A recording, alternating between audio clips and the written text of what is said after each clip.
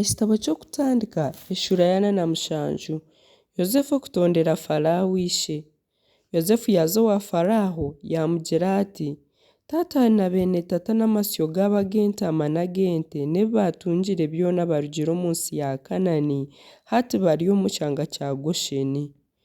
Omuri bene ishe yatoranamu 5 yabatondera Farawo.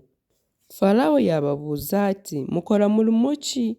Bamugarukamu bati: "Abiiru bawe turi abaliisa, itwe na batatwenkuru itwe." Bagaruka bagambira Farawo bati: "Twizire kushuhukira omu nsi egi, ahakuba abiiru bawe tukabura obunyansi bw'amasyo gaitu owaitu Kanani, kandi hariyo n'enjara nyingi. Mbwenu tukweshengyereza ohikirize abiiru bawe batuure omu kyaro kya Gosheni." Farawo yagira Yozefu ati: "Sho na bene sho bakwihikire, ensi ya Misiri ekuri omu maisho. Ohe sho na bene sho ah'okutuura harikukira oburungi batuure omu kyanga kya Gosheni. Kandi koraba oine ab'orikumanyamu abarikumanya gye eby'ente, obahindure abakuru b'amasyo gangye." Bwanyuma Yozefu yataasya Yakobo ishe wa Farawo yamuta omu maisho ge. Yakobo yashabira Farawo omugisha.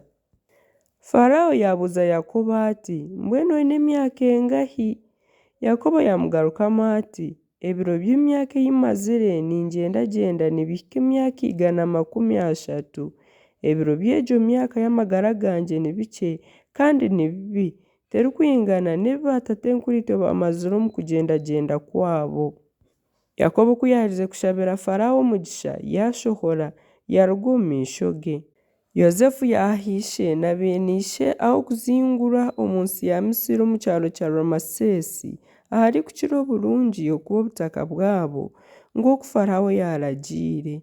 Kandi Yozefu yaguma naha ishe ebyokurya na bene ishe n'ab'omuka ya ishe boona nk'oku emiryango yaabo yabaire eri. Yozefu okugurira Farawo ensi ya Misiri. Kandi omuri egyo nsi yoona hakaba hatarimu byokurya ahakuba enjara ekaba eri nyingi munonga, kyareetera ab'omu nsi ya Misiri n'eya Kanani okuhura ahabw'egyo njara. Yozefu yateerana hamwe empiha zoona ezabaire ziri omu nsi ya Misiri n'eya Kanani ezarugire omu ngano ezi baguzire. Empiha ezo zoona yazireeta omu nju ya Farawo.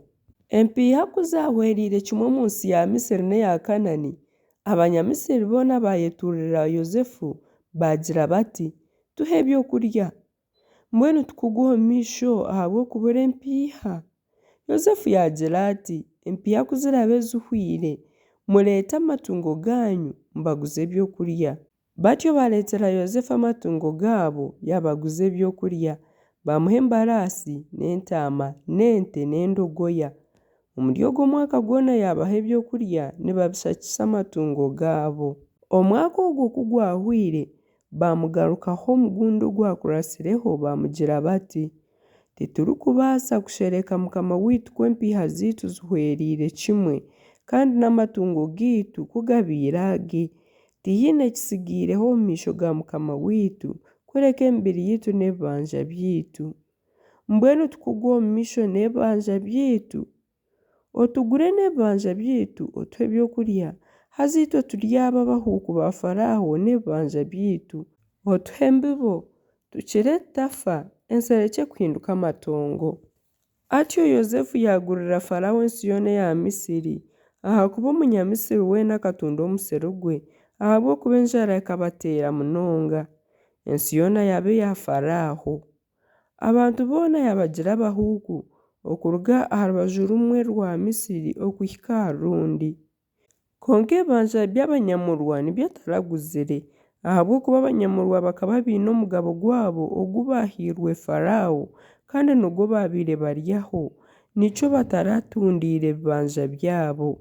Bwanyuma Yozefu yagambira abantu ati: "Reeba, erizooba naheza kubagura n'ebibanja byanyu kuba ebya Farawo. Mbwenu reeba nabaha embibo mugyende mube omu misiri yanyu. Omwisharuura muri aha Farawo ekicweka 1/5 kandi ebicweka 4 bibe byanyu. Mwiheho embibo, ebindi bibe ebyokurya byanyu n'ab'omu maka ganyu hamwe n'abaana banyu abato." Bagarukamu bati: otutambiire titwafa.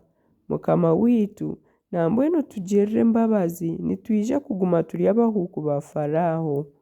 Okurugaho Yozefu yataho ekiragiro ky'ebibanja omu nsi ya Misiri ekiriho na hati Faraho kutunga ekicweka kimwe kya 5 kureka ebibanja by'abanyamurwa bonka nibyo bitarabiire bya Faraho.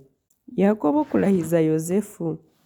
Abisirayeli batuire omu nsi ya Misiri omu kyanga kya Gosheni bagitungiramu ebintu bagizariramu bakanya munonga. Yakobo yamara emyaka 17 omu nsi ya Misiri nahabw'ekyo emyaka yoona ei yamazire yakiigana na 47. Obunaku bw'okufa kwa Isirayeli kubwabaire buri haihi yayeta omutabani Yozefu yamugira ati, korabe nongirira embabazi ninkweshengyereza ata omukono gwawe ahansi y'ekibero kyangye onkorre eby'embabazi kandi eby'amazima otarinziika Misiri oreke nshange batatenkuru onyihe Misiri onziike omu kituuro kyabo. Ono ati ndikukora nk'oku wagamba. Yagira ati ndahira. Yamurahira. Isirayeli yinama aha mushego gw'ekitabo kye.